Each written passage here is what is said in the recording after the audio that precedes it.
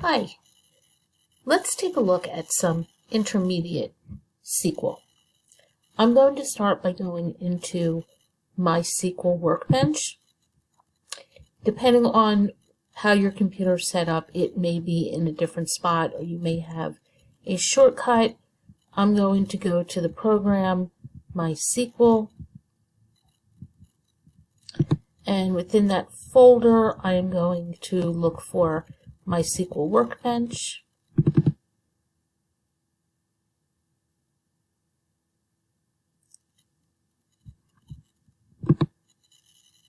And from here, you should have set up a connection to the HIMA textbook. So you can name this anything you want, but the connection information needs to be exact. So I'm going to double click on my connection.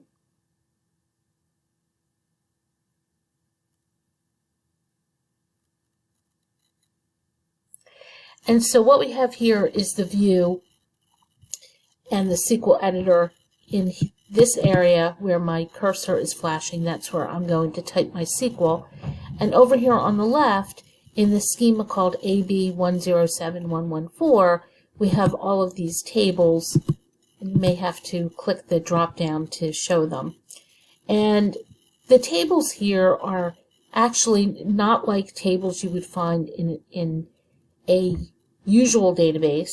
Usually database tables will follow a naming convention and they will be pretty short. Here, these are tables that were created using public data sets, and it looks like the actual name of the data set was used as the table name, just so that makes it a little bit easier for learning. And so you can take a look at any of these tables.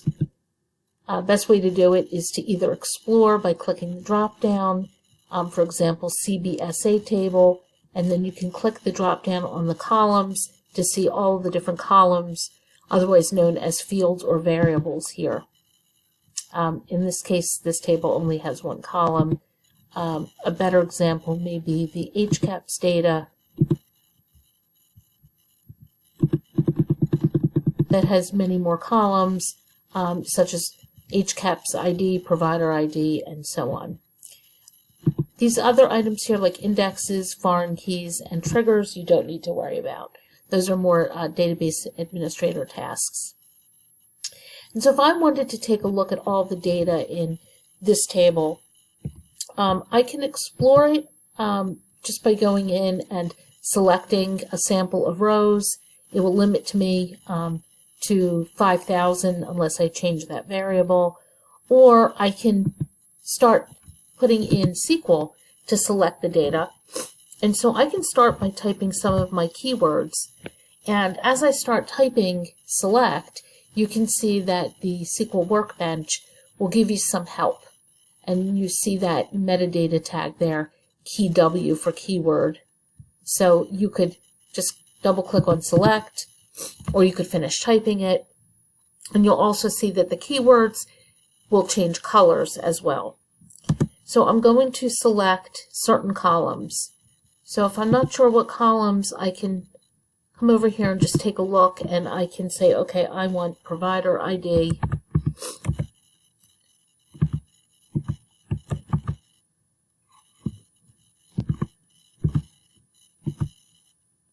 and I want HCAPS question, and I can either type it or I can actually drag it here. And then I'm going to use the from keyword, and then I want to choose the table name, and so the table name is HCAPS, and I can type it or I can drag it over. And you can see as I start typing, the help system knows that you're looking for a table, and so you can double click that, put your semicolon at the end. If this is your only line, you can go ahead and run it, but what you'll find is that you're probably going to be practicing a lot, and so best thing to do is always to highlight the code that you want to run, and then you can execute that statement. And while that's happening, you always want to look down here at the bottom. If there's a green check mark, it usually means everything went okay. This message is telling me 5,000 rows were returned because I have a limit in my preferences up here. I have set a limit. If you wanted all the data, you would want to make that unlimited. But for learning purposes and for speed, it's best to leave the default of 5,000 rows.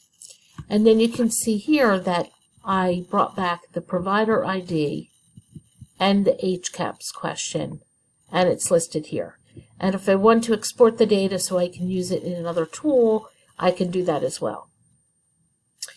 The other thing that I want you to realize is some of the other SQL statements where we can start using criteria to drill down more by using where statements.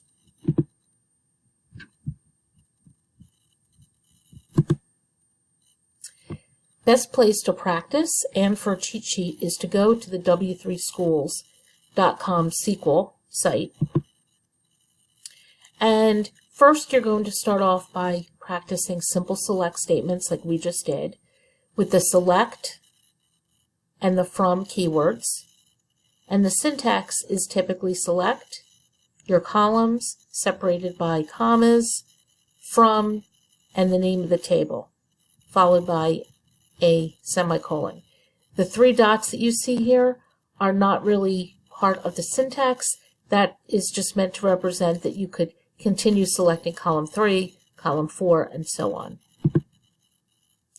Sometimes you don't want to get all of the data back, but you only want to get the distinct values back.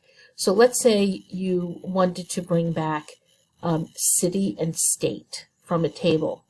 You may not want to get thousands of records that all say Philadelphia, Pennsylvania, and so a distinct will bring back one occurrence of Philadelphia and Pennsylvania. Other times you may want to put a condition onto that data so that it doesn't bring everything back, but just a specific condition where you're looking at using Boolean operators or other criteria for inclusion or exclusion.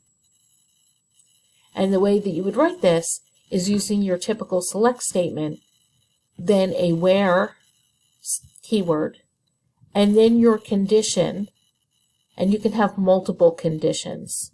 And so I could do a condition such as let's pretend column 1 was state, and I can say condition equals PA. And so there's certain syntax that you will have to follow depending on what data type your data is. If it's a string or text, it typically needs to be enclosed, that value typically needs to be enclosed in quotation marks. You can also order your data by ascending or descending. So if you had a list and you wanted to see the list of all the hospital names or all the provider names, it would make it much easier to see it in alphabetical order. And so here are some common examples of operators and the descriptions that you can use when you are doing some conditions. So the like operator lets you use wildcards. So sometimes you may not know exactly how a value is spelled, or maybe you're anticipating that there could be typos or maybe multiple versions of that word, and instead of spelling it out, you want to use wildcards. And here's an example of using the in operator, where you may be looking for all the information about certain customers or patients that are in a certain value, such as in Germany, France, UK, from the country column in a table. And you can always take the SQL quiz as part of that tutorial, and you should be able to answer all of those questions correctly, except for the ones that are not read-only. So don't worry so much about insert or create table type questions, because you're almost always going to be extracting data and not performing any database administration we're adding data to a database via SQL.